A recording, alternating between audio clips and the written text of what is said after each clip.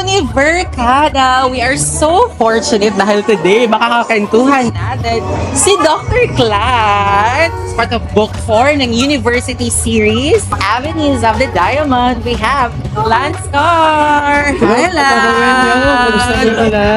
I believe this is your first time to come here as Dr. Clyde. How does it feel? Nostalgic, syempre, kay hometown ligin ako, pero first time ko mag-perform in front of the Davaoenos. Kasi I was never really given the chance to perform in front of my kababayan. Yeah. Davao, so nostalgic kayo siya. Okay, so now let's talk about your role as Dr. Clyde. I mean, this is your biggest break, and kami ng mga Davaoenos are always rooting for you. And finally, you got this role that you really deserve. So how does it feel na kumbaga, finally, this is it? Ikaw na ang bida sa imong sariling series?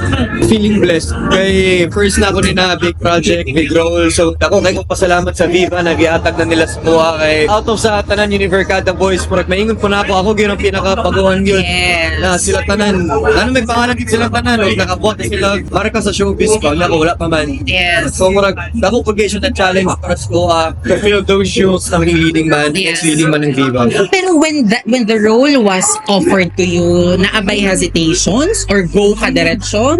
Hindi ko po diretso. Pero actually, di siya offered sa ko ang audition ko. Okay. So, napagayuban na ako ba na nag-audition for Clyde. Okay. So, dili ko siya handed sa kuha. So, ako rin siya, sipag lang sa audition. So you really went through the process. You worked hard for it. Ibasa po na akong libro bago ko nag-audition. Okay. Libro mo nga siya, Wattpad. Okay, so this is your first time working with, of course, your love team. So how did you get to know each other? At first, awkward yun. Siyempre, di man na maiwasan yun. Kaya, di man mo kaila. Ay na lang namin mga workshop. Yeah, dito may mas na-close yun. Pero, natin workshop lang at first. Pero, after mga isa, dua kasi man, nag-presto na namin, nag-hangout namin para mas mawala awkwardness bitaw. Kaya mo ni ginakulban ako ba? Kasi first time ko biyan ako magka-love team ko. So, mawala mga awkward. Dahil lagi na ako siya. The University Series, Lance, is very phenomenal. I mean, from book 1 to book 3 and then now book 4. So how are you handling, together with Aubrey, handling the pressure of the expectation of the fans, especially sa inyong mga roles? Actually, lisunod yun ang pressure sa mong utok. Pero ako lang ginabalik-balik kay Aubrey na wala tayo lain kakampi, kita ra kiduhan na dire. Wala tayo mutabang sa to, ako ni sarili lang gyud namo. So kato nagstoryahin mi na honest lang gyud nag-open sa each other kung sa among debate sa towards each other po para kung lagi dili po awkward para dili po masunod ang pressure sa mga utok ba. Oh, good. Your role here is medyo mature na siya because of course you are a doctor and then your characters are very mature. Some scenes are even intimate. So kami medyo nakuratan pod mi no with your level up sa imong character. So how did you prepare for that? A workshop din syempre. Hindi siya basta-basta yung sabihin ng director na okay, just go there, do your thing. It's not like that. So among gi-workshop, among na-choreograph po siya in a way na para safe po ang limitations na ako, limitations niya. Samot na siya ha. Syempre babae man siya no. So kato sa workshop yun may nagsabot na sa buhaton. O kanang get to know the boundaries lang. Yun. Real talk, when your role was announced and you were announced na ikaw mag-Dr. Clyde, very mixed ang emotions and the reactions of the fans. Not all supported it or open with it. Some bashed you, questioned your kadibig na nganong si Lance of so many artists nganong sa iya gihatag. So how did you handle that situation or that pressure? Siyempre yung mga first few days, kanang sakit yun sa umot kay nagtrabaho lang ko.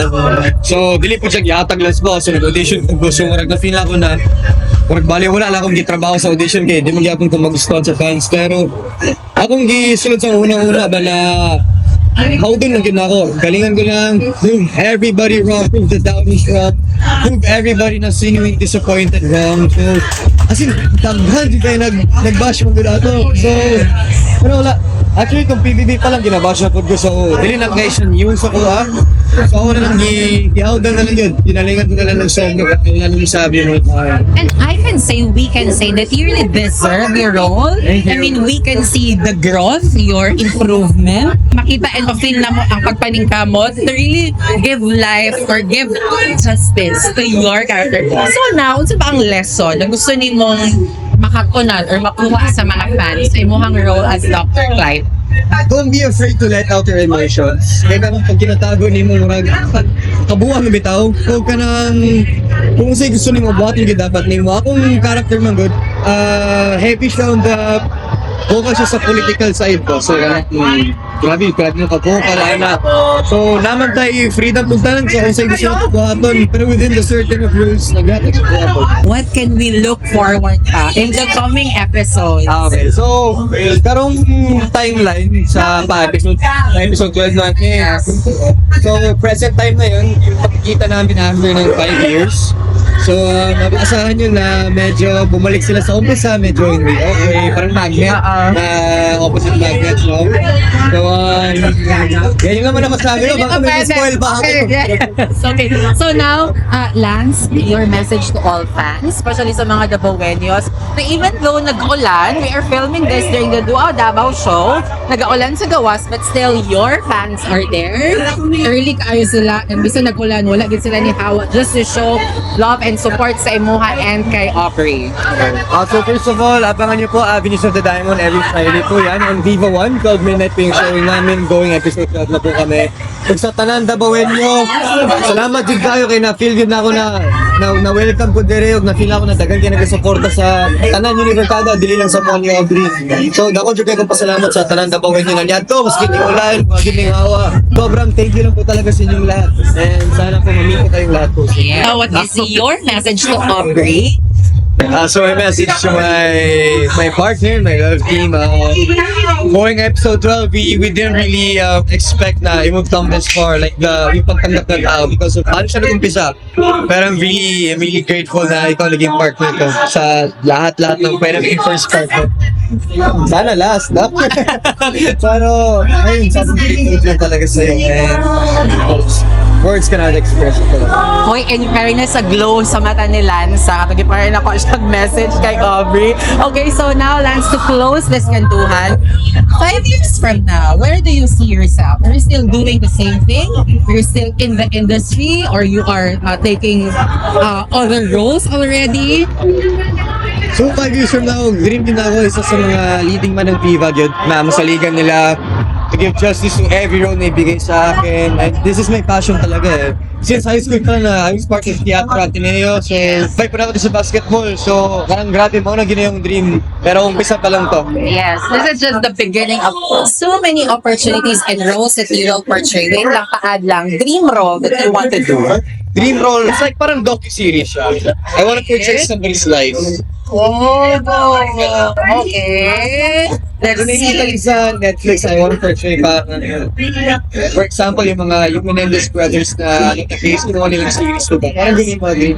Oh, let's see it. Docu-series. And I'm sure dili mabot ang 5 years, Lance will get his dream role and will work with so many artists pa, and his name will become bigger pag getting more awards and projects for him. Thank you, Lance, for this short and quick kantuhan. Thank you po. Always know that we are rooting for you and we will support you all the way. So once again, invite them to watch your series at Viva 1. Viva Avenues of the Diamond every Friday, 12 midnight, only on Viva 1. Yes. Thank you so much, Lance. Thank you.